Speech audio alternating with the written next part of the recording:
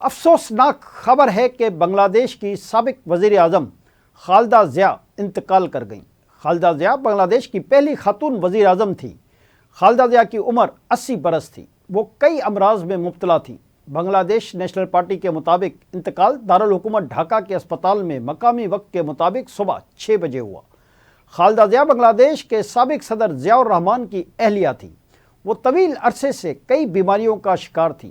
پیر کی شب ان کی طبیعت انتہائی نازک ہو گئی تھی اور ڈاکٹروں کے مطابق انہیں لائف سپورٹ دی جا رہی تھی، مگر عمر اور خراب صحت کے سبب کئی بیماریوں کا ایک ساتھ علاج ممکن نہ تھا۔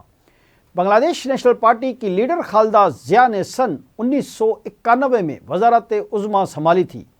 وہ سن 2000 میں ایک بار پھر وزیر اعظم منتخب ہوئی تھیں، تاہم اکتوبر 2006 میں عام انتخابات کے لیے اقتدار سے الگ ہو گئی تھیں۔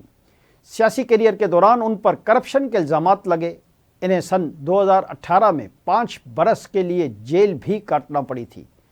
عوامی لیگ کی لیڈر شیخ حسینہ واجد سے ان کی طویل سیاسی رقابت بھی رہی۔ بالآخر شیخ حسینہ واجد کو پچھلے سال حکومت چھوڑنا پڑ گئی تھی۔ یاد رہے کہ خالدہ ضیاء کے بیٹے طارق رحمان 17 برس کی جلا وطنی گزارنے کے بعد چند روز قبل ہی بنگلہ دیش پہنچے ہیں۔